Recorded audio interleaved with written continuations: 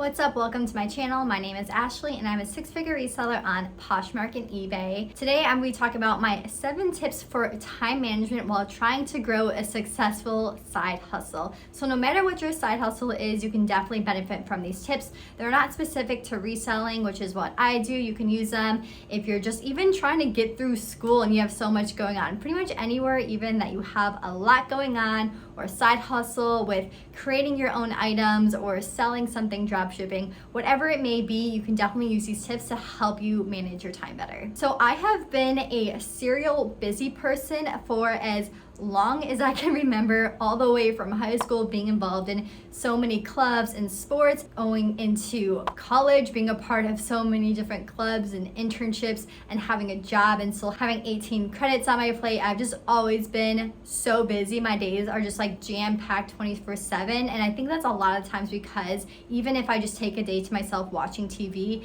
I absolutely hate it. I feel so unproductive and feel like I could be doing so much more with my life. But a lot of the times, in order to do stuff, you need to make money, and so I like to focus my time on making money so I can do stuff. But then I'm always doing stuff to make money and never have time for myself. If you know, you know, so, but that is pretty much my life. So I have always had to keep really good track of my time and be really efficient with my time because I've always been so busy. So my first tip, and probably the thing that keeps me the most sane, is writing things down / keeping a schedule. And if you don't do this, this can be really hard for you, but it really helps you understand what the tasks are you have for the day and what you really need to accomplish. And so I currently use a Google Calendar and also the Do app, which I will put a picture here of what it is on the Apple Store. But I really like using these two things together to help me plan out my day and see what I need to get done. I like to put on Google Calendar things that are reoccurring that I know I need to get done. For example, for me, I know I have meetings for work specific days and times of the week. I know I want to get cross-listing done specific days of the week. That helps me stay focused, and when the time comes I need to get done, I remember I have to get it done and don't forget, because sometimes you don't remember what day of the week it is. And then the Do app is what I use pretty much on a daily basis. It's more refined to my specific daily task. The night before, or sometimes the morning before, I'll put in everything that I want to get done, even from the little thing of like, today make sure you pay this bill, or getting lunch with a friend. Put it all in for the day, and pretty much that is what I use to structure out my day. It doesn't have any specific times on there, but sometimes I'll put in, okay, 6:30 workout, 8 o'clock shower. I'll put in every little thing, and it kind of helps make sure I stay on track for the day. One of the hardest things when you have so much to do is to know what you really should focus your time on. So when you really do the analysis of what you need to do for the day and take a step back and do it the day before, you can really figure out, okay, what is the big priorities that I have to get done. Sometimes I will even put things that I have to do on the Do app without a specific date on it, because then I know it's not a high priority, but if I can make it into my day, I can move it up. However, if it is something that I need to get done for the day, I'll put, 11:5, like, you need to get this done today, and something that you should cross off. Also, it's very rewarding when you can like take something off your list and know that you have one less thing that you have to do. You can use the Do app however that you like. I personally put it in chronological order of my day. However, some people might like it better if they only put in 3 top things that are really main priority things that they really have to get done, so they focus on those. But it's really up to you. I find that I know I don't overwhelm myself with what I have to get done with the day, so I put it in chronological order because I know pretty much everything needs to get done on that list. And if it is a low priority, I'll put it for the end of the day, or else I'll know I just have to move it over for the next day. If you are somebody that is really just like pen and paper, then I definitely recommend getting a planner book. I mean, this goes all the way back into like elementary school, middle school, when you had a planner and that is how you stay on top of your homework and stuff. At least that's how I feel like I stayed successful in those years, because I was always like, okay, this class, this needs to get done. And so I really feel like that can really go all the way through to your life now and really helps you stay on track and make sure that you are accomplishing the things that you need to get accomplished, which is one of the major things of time management when you're busy and getting everything done. And that kind of goes into my second tip, which is batch working. So batch working is when you take one specific task and you do it all at once. So this, for example, in terms of like an everyday life, can be making sure that you're batch working your meals, and when people meal prep on a Sunday, they're making everything all at once, and then that way they have it throughout the week. For someone like me, I am photographing majority of the items in one day, and that is my reselling task for the day. And then another day I might be storing items away, versus maybe taking 5 items, photographing, storing away, and shipping every single day. It's kind of, you're splitting out your task throughout the week, so you're not doing all of them every single day. And this is a great way to make your time and get things done more efficiently. If you're watching this, you probably don't have enough time and need to use it and maximize it in the best way possible, and this really helps you do so. Just like in an assembly line, there's one person always working on the same task. It's because it's more efficient when you're repeating the same task than to stop what you're doing and go to a different task. You're kind of operating your life in the same type of way. If you also have trouble focusing, this can really help you stay focused on one task instead of having your mind having to jump from different place to different place. And that's why when I'm putting things on my schedule, because I batch work my day, there is less going on my to-do list. That way it's not as overwhelming, but I know whatever specific batch thing I need to do, let's say for reselling, the main things are photographing, storing away, shipping. I'm able to only put one of those things on or 2 of those things on for the day, instead of having to put out my whole process of things I need to do for my business. My third tip is passive multitasking. I am a natural multitasker, and I know multitasking isn't always the best way to get things done if you have 2 really important things and you're not able to put your main focus on both of them at once. However, passive multitasking has to more do so with a task that you really don't need to pay full attention to, and then putting it with another task. This, for example, for me, I want to be able to take my dog for a walk almost every day of the week, but I also really have to list every single day of the week. That is why I combine them together, and when I take my dog for a walk, I am listing at the same time, so I'm able to knock out 2 birds with 1 stone. I am able to effectively list and also effectively take her for a walk at the same time.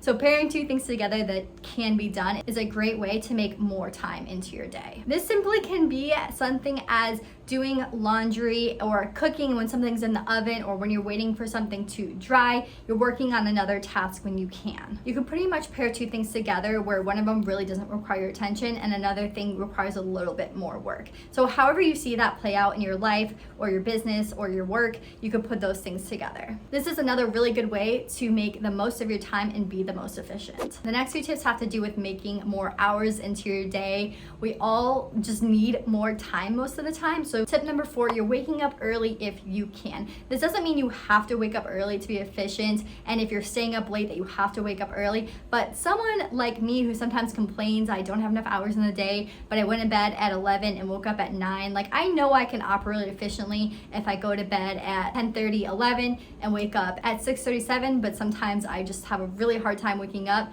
But I know that if I do so, I can add so much more time in my day to get stuff done. So just make sure you're really analyzing and being honest with yourself if you can wake up a little bit earlier in order to make the most of your day. If you're going to bed late and waking up late and you're still getting only 7 hours of sleep, don't change anything. But if you find yourself pushing 9 hours or more, make sure you realize that you can add more hours. It just takes a little bit more discipline to waking up early. My 5th tip has to do with work and also a side hustle, and that has to do with using your break hours. Whether you're working at home or going somewhere else to work, you can use your break hours to work on whatever else you need to work to. When I was going into the office, I would use my lunch to do shipping and go to the thrift store. I pretty much never just went out to eat. And I am a dietitian, so I know how important it is that you should take your time to sit down and eat, but not gonna lie, I am definitely an on-the-go eater, especially if I have a really busy day. It's a better use of my time to use that 30 minutes or an hour to be full focus on a task I need to get done for my business than to use that time just to freaking eat. Because I can also eat in 5-10 minutes if I wanted to. If you really need to use that time to eat, take a little bit of time to eat and use the rest of the time to do whatever you need to do for your hustle or your business or whatever else you have going on in life that can save up more time later. And if you're especially lucky and you're working from home and you're having a lighter day where you're making sure you're putting your work first, but you do have some downtime, make sure you use that downtime efficiently to get other work done. This is a huge way of how I make sure that I'm putting time into my business if I do have downtime at work. It can be really easy to use that time to like take a nap or watch TV, but you really have to stay disciplined and get the stuff done that you need to get done. My sixth tip is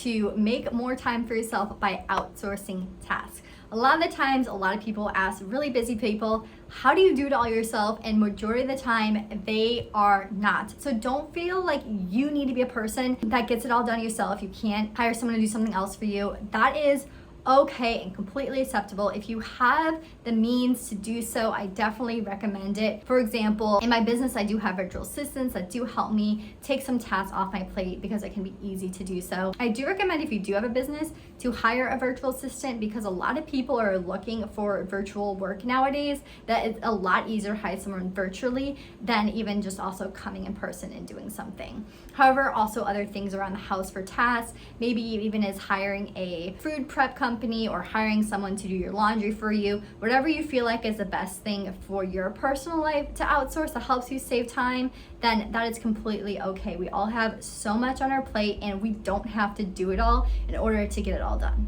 And then my last tip number 7, make sure you're practicing some self-care and putting some time away for yourself, whether that be meditation or workout, reading a book, going for a walk maybe without anything on, playing with your kids, playing with your dog. Make sure you're spending some time for yourself. When you are your best self, you're able to be more efficient and more productive in other parts of your life. Without that part in your life, you're just gonna run crazy, run over yourself, you're gonna burn out, you're going to hate your life, you're going to not be able to sleep well, and that doesn't allow you to be efficient with your time at all. Even though putting that time away may seem counterproductive from taking hours out of your day, it's going to allow the hours that are in the rest of your day to be more efficient. It's very cliche, but it does help. I do find that is one way that I am able to stay really motivated and on top of things a lot of time. I try to live a healthy lifestyle in terms of working out daily, eating right as much as I can, getting time to be outside. I find that having those things in my life really do help me to be my best self, to be in a good mood,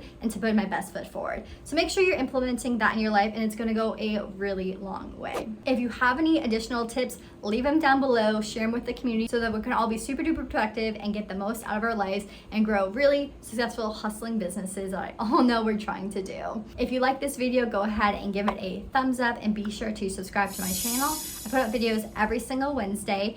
If you have any specific questions that you would like to send privately, you can send them to me in a DM at my Instagram at ReCloth Collection. And other than that, I will see you guys next time. Bye.